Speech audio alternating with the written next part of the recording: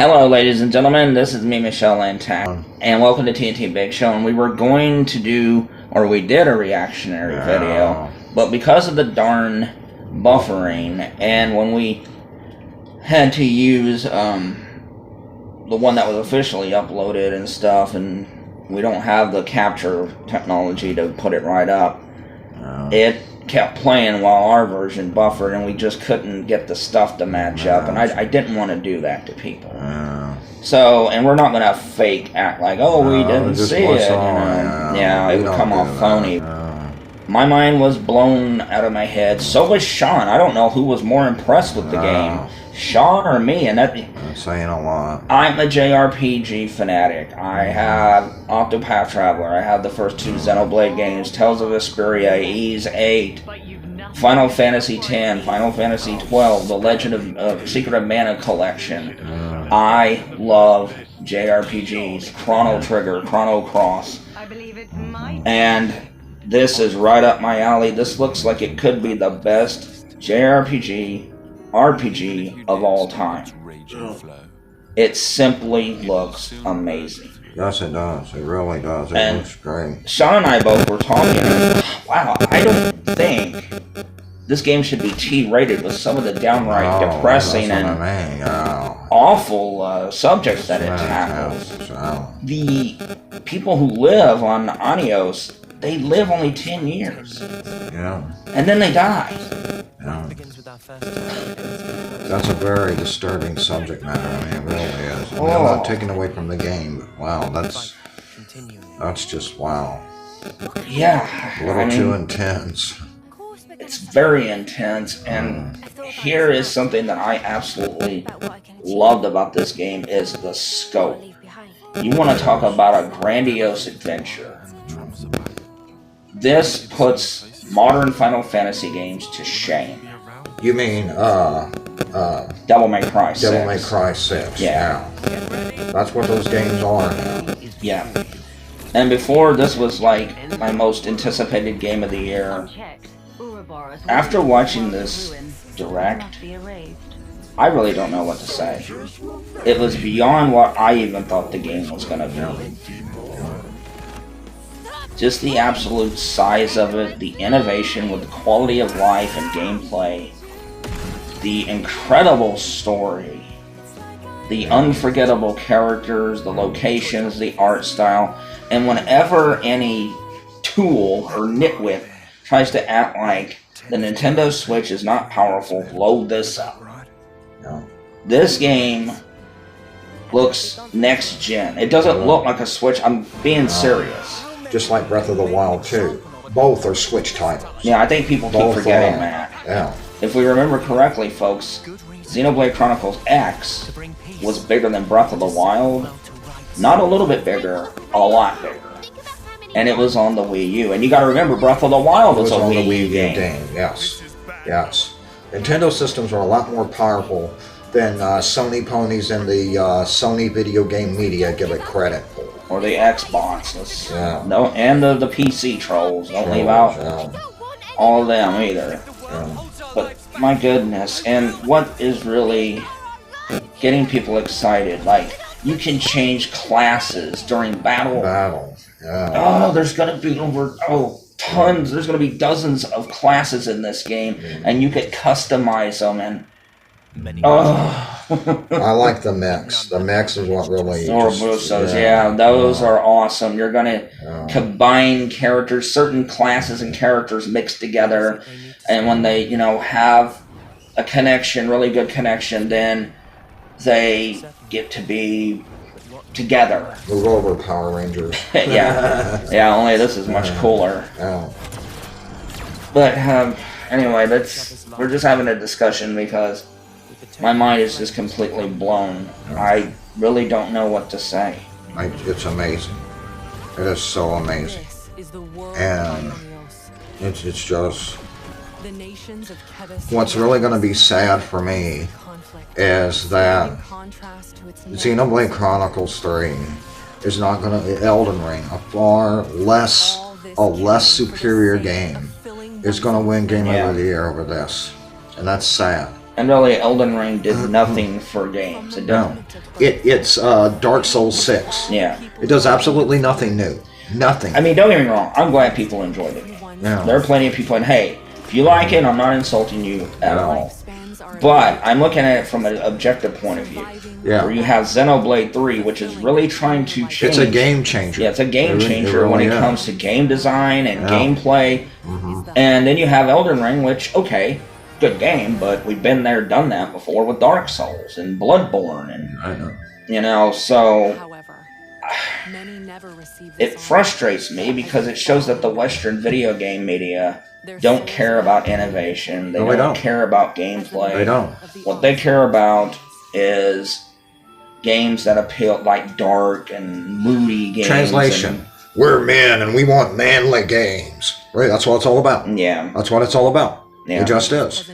That's what it's all because about. do I need to tell people what a travesty it was that Fire Emblem Three Houses lost to Sekiro Shadows Die Twice, Yeah. and that games like Doom Eternal and Animal Crossing lost to The Last of Us 2. Dude, I know. That's sad. That's sad. Yeah. And I mean, I don't even remember what won Game of the Year last year at the Video Game Awards. It's becoming like the Oscars where nobody cares about the winner. Yeah, they don't. They But don't. the care. Oscars, what people care about is the best dressed.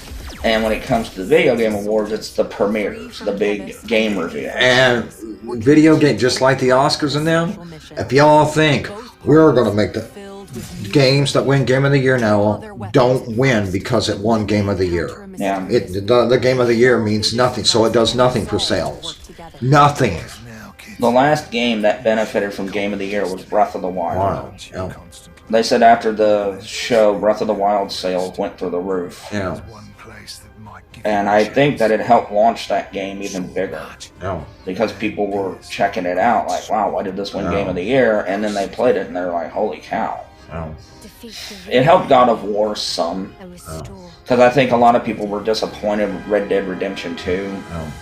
And it did. It helped. You know, I'm not the biggest fan of God of War, but there are people who are just like, wow, that was a well-made game. And, but ever since then, I mean, like Sekiro, that was an okay game. But it should not have won Game of the Year over Fire Emblem Three Houses. And Well, I mean, and this is the doozy for me.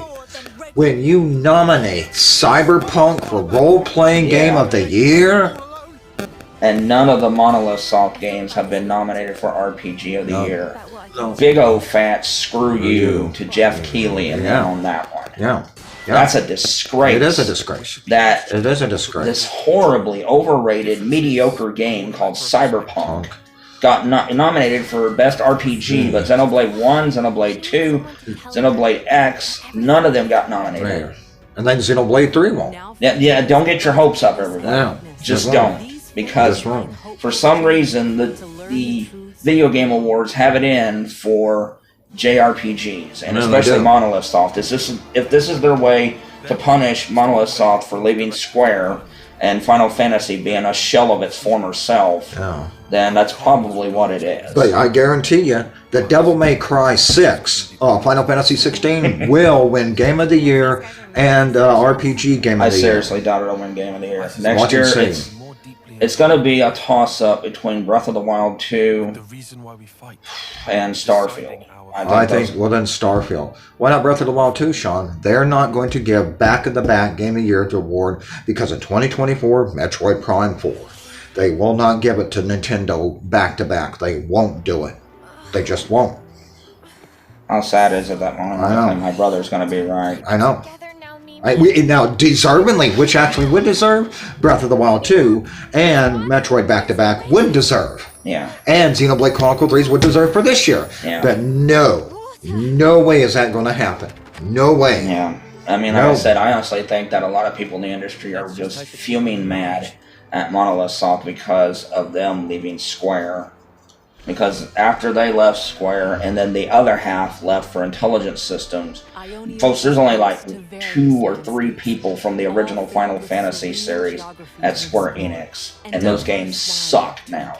Yeah, I mean, but I want to clear something up real quick. And Sean, you're getting off track. I don't care, but just to give an example, I get so damn sick of people. Well, we want to be fair. Okay, so when the Kentucky Wildcats, let's say they win the basketball championship every single year after year after year. But that's not fair, Shawn. If they're that damn good, yes, it is fair. Screw fair. Yeah. If you're that good, like Nintendo is, and if you make a game of the year every single year and you beat out Sony and Microsoft and PC, then too damn bad if you don't think it's fair.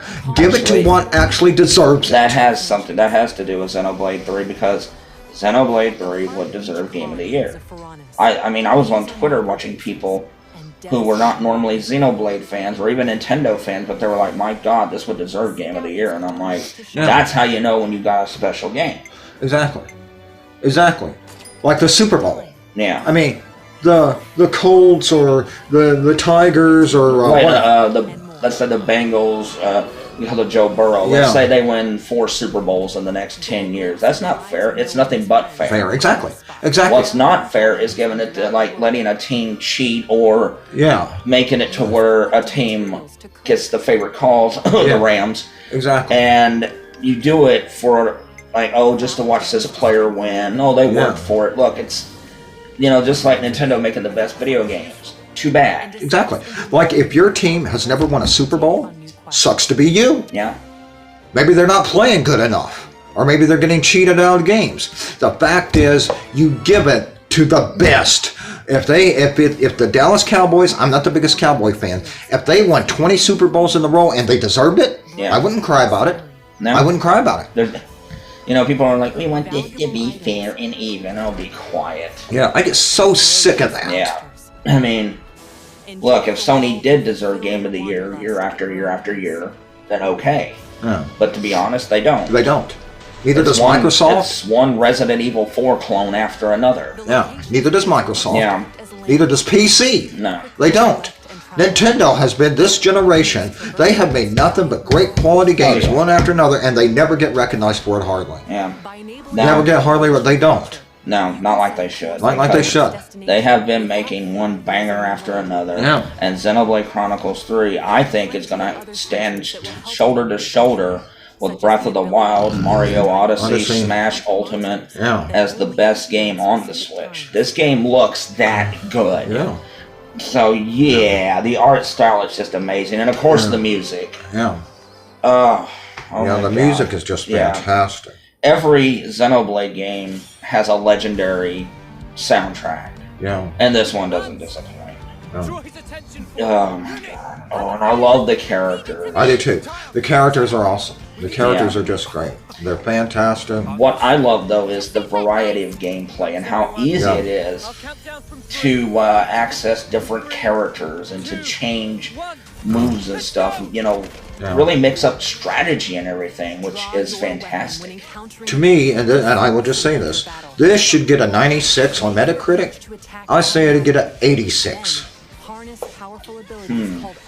It wouldn't surprise me because Kotaku just did an article, folks, and it's a laugh. It's a big laugh, saying that it looks messy, and I'm like, you guys wouldn't have done well with Street Fighter 2, the very first MMO back in the day. You guys, would have been so confused and helpless. You would have been like, help, this game's too complicated. Dude, you're yourself a paper. Pretend this game is from Software. Yeah. It is called Elden Ring Part 2. Yeah. Oh, then they have a 10-10. Oh, the greatest ever. Yep. Yeah. The exact same game with everything. As long as it's not associated with Nintendo and it's with their From Software and or Sony or something like that. You don't think there's a bias against Japanese games, folks? Especially Nintendo. Yeah, I'm talking about Xenoblade and Nintendo. If anyone could sit there with a straight face and tell me that Death Stranding had a better art style than Astral Chain, I'll eat a bucket of live scorpions. Yeah. But, Michelle, there'll be Sony ponies who will. There'll be Sony I don't ponies count who will. people who don't have cognitive abilities. Yeah. Astral Chain objectively had a much better art style than Death Stranding, and I'm sorry Death Stranding was a garbage game. But anyway, Xenoblade 3 should easily win Best Art Style this year. It should win Game of the Year, Best RPG of the Year, and Best Soundtrack of the Year. Those 4 awards it should have in the bag. And Best Game Design, because Takahashi and them do not overwork their developers. They encourage creativity and innovation. That's the kind of team you want. And this is Takahashi's A team right here. And like I said, folks, Xenoblade, and I like the other 3 games, X, 1 and 2, but they kind of had a familiarity about them. Yeah. 3 looks completely different. Yeah, it does. It really does. The landscapes and everything looks so... And I know they have some monsters that are back there, but the majority of them are brand new. The majority or they of look like different variants. They're different colors and more better looking. Yeah. Like the immovable Gonzalez, he looks huge in this and he game. don't look the same. No, it looks like a new game. Yeah. Because I don't want to hear people say it looks like Xenoblade 2.5. No, it don't. No, especially with the way every Xenoblade game always has a different combat style. No. And you don't have to worry. I didn't mean to interrupt you, but you don't have to worry, folks. You don't have to grind and get like 100 blades this time. That's not in there. I like that, but apparently some people didn't. But yeah.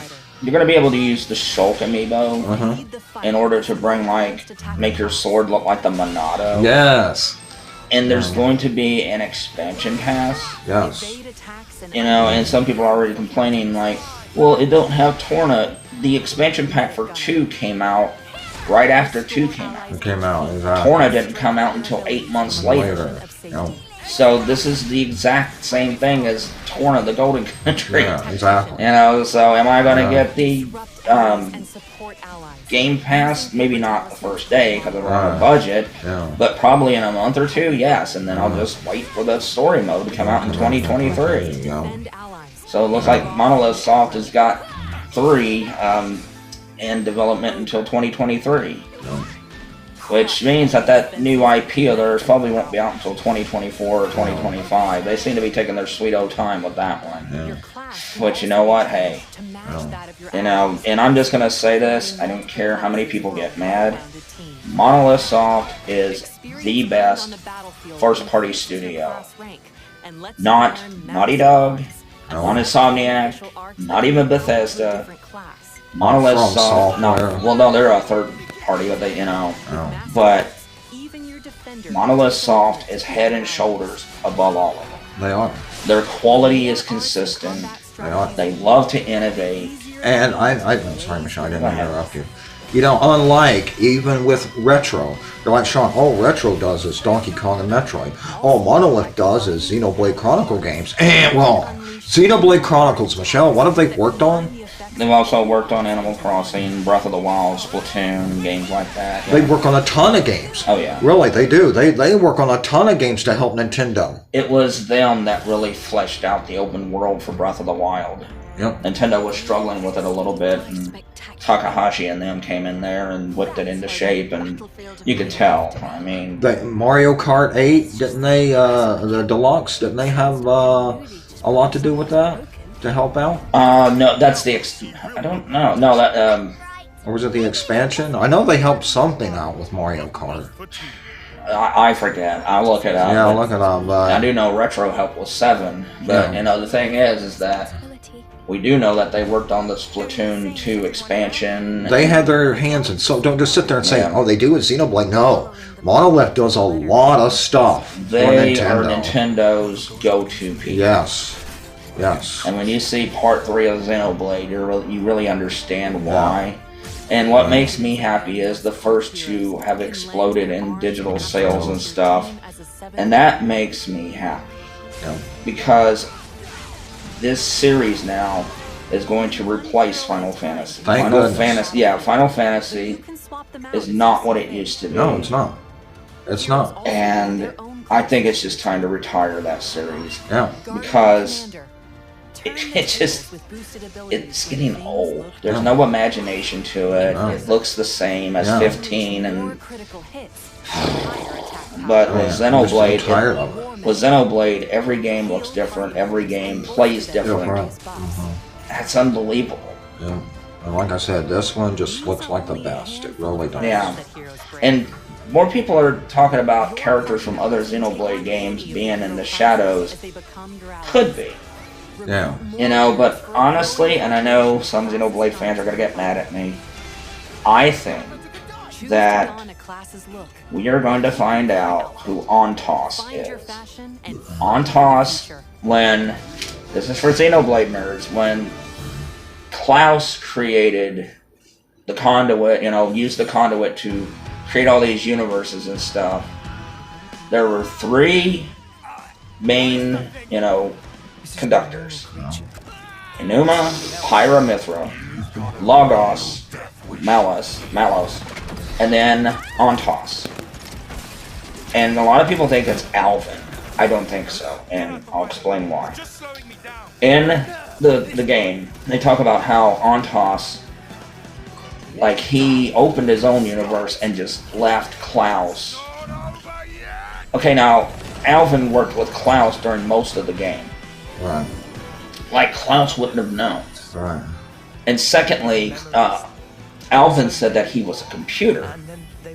So he could have been the computer that hosted all 3 of them. Because Ontos is a big part of the Xenoblade mythology. Yeah, and, didn't his brother stop him by anyway? Alvin, didn't his brother stop him? Yeah. Simon or Theodore. Thanks, Jack. You're welcome. But anyway, I think we are going to find out who Ontos is in this game, because I'll tell you another reason. When in one of the cutscenes in Xenoblade Chronicles 2, there was somebody climbing up the side of a mountain or something, and they had all 3 crystals in there. The green one, a la Ontos, his core crystal fell. So I know people want it to be Alvin, but I don't think it is. Well, let me ask you this. When we were watching the trailer earlier today, the beginning, I'm assuming they were all the villains. And do you think one of those was the main, the person who you're talking about? Ontos? Yeah. I think Ontos is going to be the main villain. But do you think they were shown in Ontos was shown in the... Because I think... Oh, you don't think so? I think maybe they might have shown... I think the main villain has not been shown yet. Oh, okay. I think they're shrouded in mystery. And if it come out there and it is Alvin and he's Ontos, then I'll admit I'm wrong. Yeah. But, it's just... I don't think we have seen Ontos yet. I think... we're going to see it in this one. And a lot of people are like, wait a minute, Future Connected talked about how it was giving hints at the future Xenoblade. Okay, now if you remember in Xenoblade Chronicles Future Connected, there's a scene where Melia and Shulk, they're fighting these, like, dark cloudy figures and stuff. Okay, well, in the beginning of this game, the people you are fighting you see as dark clouded figures with red eyes. So that connects to the first one. I think the thing is, what's causing all this? So that's interesting. Klaus, it's not going to be because he's gone. Klaus is gone now. So it really makes me wonder, and another thing is, we all know that 2 of the people behind this are Melia and Nia. But why? I mean... And also, something I want. Spoiler alert, or maybe not spoiler alert if you don't know this, but there are going to be descendants of characters. Am I correct? Yeah. How do we know there won't be a descendant of Klaus to carry on his work? Seriously, like a grandson or he's like, I'm going to continue my grandfather's work. That could be possible, I think. Wow, that would be awesome. Yeah. If I'm wrong, I'm wrong. I just thought, I was like, there's going to be some descendants in here. I said, wouldn't it be a kicker if Klaus's descendant wanted to carry on like his great-grandfather or forefather or whatever? I want to carry on his work. I mean, that would be awesome. Yeah. It's a guess, folks. No, I'm not saying I'm going to be right about this. I don't know. Yeah, I mean... But either way, I am just so beyond hyped for Xenoblade 3. It looks incredible. I'm blown away, and I cannot wait for July 29th. I know, this seems like a September or an October game, and it's actually coming out July 29th. Well, Yeah, but I think it was smart to release Xenoblade Chronicles 3 in the summer. That way it doesn't have to deal with the big casuals like NBA 2K, Madden, Call of Duty. It can stand on its own. And have a breather away from another giant game coming out this holiday season, Pokemon Scarlet and Violet. Yeah. I mean, that'll give it a lot of breathing room. Folks, there are so many good JRPGs this year. And it started with Triangle Strategy, and then we're going to have Live, Fire Emblem Three Houses, and Xenoblade Chronicles. It started with Pokemon Legends Arceus. I keep forgetting that. Yeah. For some reason, I thought that game came out last year, but my bad. But it came out in January of this year. Yeah. But, you know, there's so much JRPG goodness that if you don't see me leave the house much, then you'll know why. You know, I mean, tons of goody goodness. And I think that Xenoblade Chronicles 3 is going to be the game that shoots the series into the stratosphere. Yeah. Wow, it looks amazing, and I'm excited. Yeah. This is Michelle Lynn Tackett. And this is Shawn. Have a good one. Thank you all for enjoying the video, and thanks to our Patreons for supporting us. You guys help make this video possible.